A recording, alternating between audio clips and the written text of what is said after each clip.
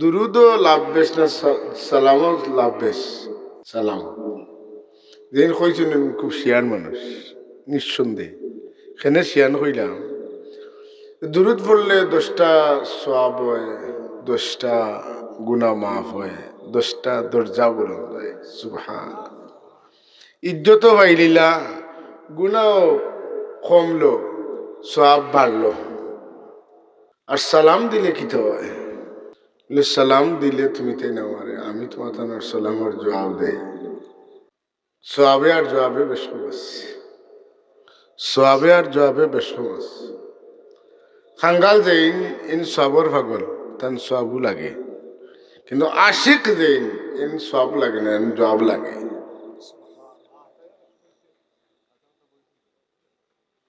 पढ़ते अगर दुरूद तो सवाब मिलते हैं, पढ़ते अगर सलाम तो जवाब मिलते हैं। যারা সালাম দেন এরা জবাব পায়, এর লাগি যারা সওয়াবর দরকার এরা কিতা করেন, বেশি দুরূদ পড়েন। আর যারা জবাবর দরকার এরা নবীরে বেশি সালাম দেন।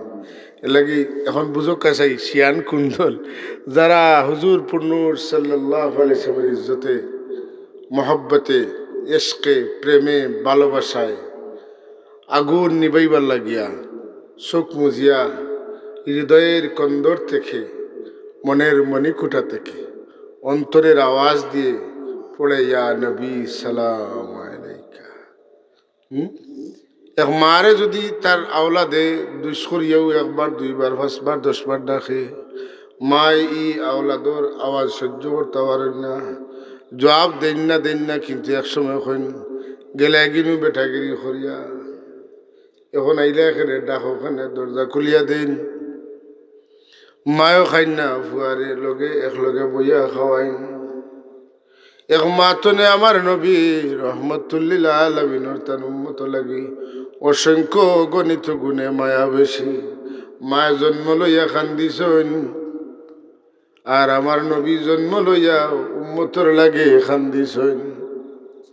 সমস্ত জিন্দগি উম্মতি উম্মতি, কবরে, হাসরে, মিজানে, সিরাতে আল্লাহ যেদিন তার হাবিব রে মাকামে মাহমুদ দিবা, ও দিন মাকামে মাহমুদ আমার রসুল্লাহ বইতা নাই। এক দফা এক দাবি, আল্লাহ আমার বয়াইও না, আমার উম্মতকে কোন অবস্থায় খানো আছে আমি তারারে যত সময় পর্যন্ত কিনার লাগাইছি না অত সময় বইবার সুযোগ আমার কাছে নাই। সুবহান।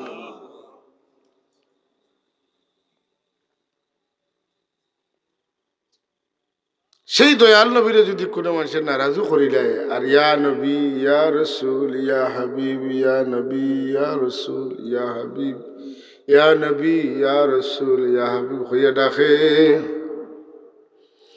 নবীর গুসা লাগতো না, বাঙ্কি যাইব।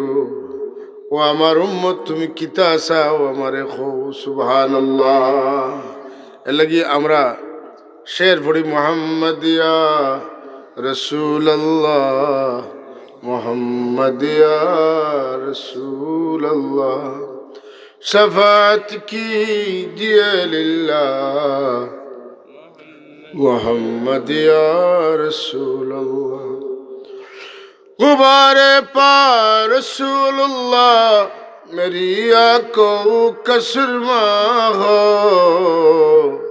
हमें रोजा की दर्शन से दिले तारीख उजाला हो। मुहम्मदिया रसूलल्लाह, मुहम्मदिया रसूलल्लाह, शफात कीजिए लिल्लाह।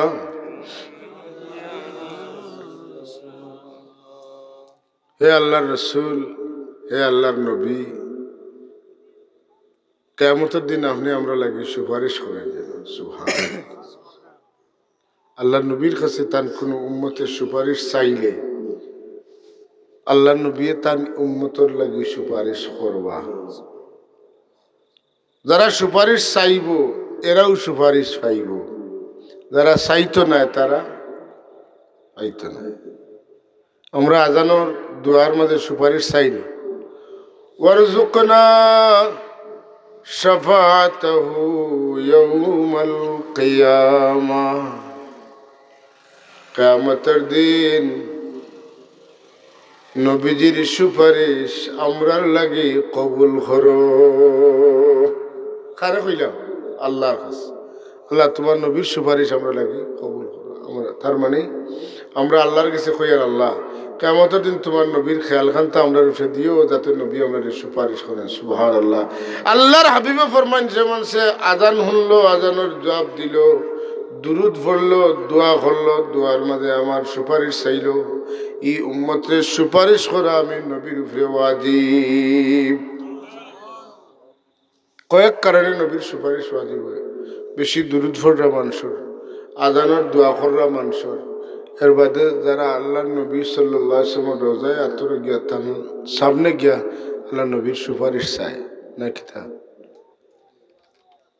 মান যারা কবরি ওয়াজাবাত লাহু শাফাআতি, যে আমার সুপারিশ চাইল, যে আমার জিয়ারত করলো, এই উম্মত লাগি আমার সুপারিশ করা ওয়াজিব হয়ে গেল।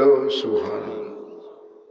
যে সুপারিশ চায় হে পায়, যার সুপারিশ লাগতো না মনে করে আমার আমলও যথেষ্ট, মাশাআল্লাহ, আমল লইয়া পারলে কিনার লইলে তো বালা। আর যদি এই সময় পাই না, কিনার পাই না, আর হই বলে আমার এই সুপারিশ সুরক্ষা খাম হইতো না। এখানে হাদিস শরীফ দলিল। হুজুরে ফরমান, শাফাআতি ইয়াউমাল কিয়ামতি হাক্কুন, কিয়ামতের দিন আমার সুপারিশ সত্য আমি করব। আমার লাম ইউমিন বিহা লাম ইয়াকুন আহলুহা, দুনিয়ার থাকতে যারা আমার সুপারিশ বিশ্বাস করছে না, তারে আমি তো সুপারিশ করার সুযোগও পাইলাম না। অতকা তাহলে রাসূলুল্লাহ সাল্লাল্লাহু আলাইহি ওয়াসাল্লামের সুপারিশ আমরা লাগবো নি?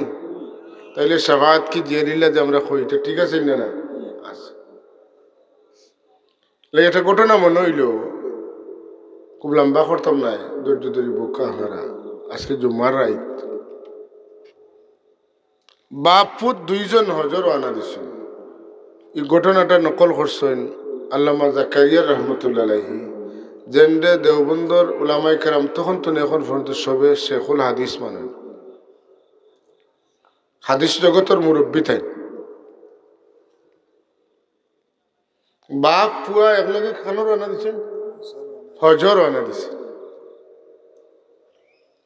প্রতিমধ্যে বাবা মারা গেছেন, ইন্না লিল্লাহি ওয়া ইন্না ইলাইহি রাজিউন। বাপুত একলগে রওনা দিয়া, আর ফত যদি বাপ মারা যায় না আর কোনো মানুষ থাকেন না, কিতা বুঝেন ডরাই বলি জানো অতকা আই। এক তো মারা গেছেন, আর দেখুন বাবার চেহারা মলিন হয়ে গেছে, আন্দাই হয়ে গেছে, খালা হয়ে গেছে, ফোড়া হয়ে গেছে। কিতা হইল রে, এক তো বাবা মারা গেলা, আর তো বাবার চেহারা মলিন হয়ে গেল। নিশ্চয় আমার বাবায় দুষ করছেন, এর লাগে তার চেহারার পরিবর্তন আইছে। পাতেন না, মানুষ মারা গেলে কোনো মানুষের চেহারা দেখতে ডর করে, আর কোনো মানুষের চেহারা এত সুন্দর হয়, মুস্কি আসি দিয়ে যায়, আপনি দেখলেও বুঝরা দিন কিতে একটা দেখতে গেছেন, ঠিক না? না খুশ হয়ে গেছেন, পেরেশানি করতে করতে ঘুম আইছে। ঘুমের মাঝে তাই দেখুন এত সুন্দর চেহারাওয়ালা সে একজন আইসেন, আইয়া তান বাবার মুখের উপরে তুমি কাপড় হরাইয়া আর সুন্দর করে মুখ মুছিয়া দিছেন। খাবার মাঝে তাই দেখরা তান বাবার চেহারা সুন্দর হয়ে গেছে।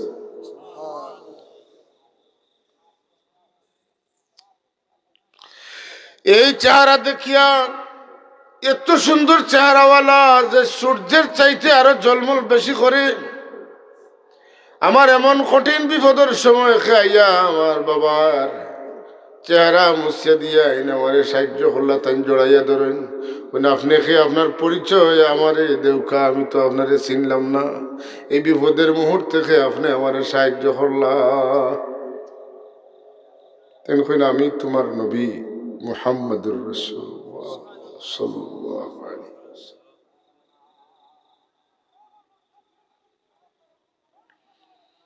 তোমার বাবা ডেইলি আমার উপরে দুরূদ শরীফ পড়িতা, বেশি বেশি দুরূদ পড়িতা। সুবহানাল্লাহ।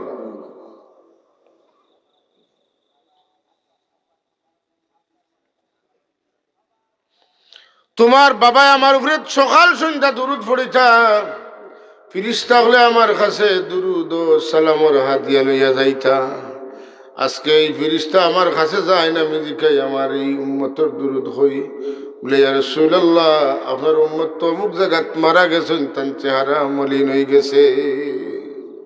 আমি আমার উম্মতর খবর পাইয়া আমি তান্ডে দেখাতে আইসি এবং তার চেহারা মলিন শুনিয়া আইসি। আমি আইয়া মুসিয়া দিছি, এর লাগি তার চেহারা সুন্দর হয়ে গেছে। সুবহান।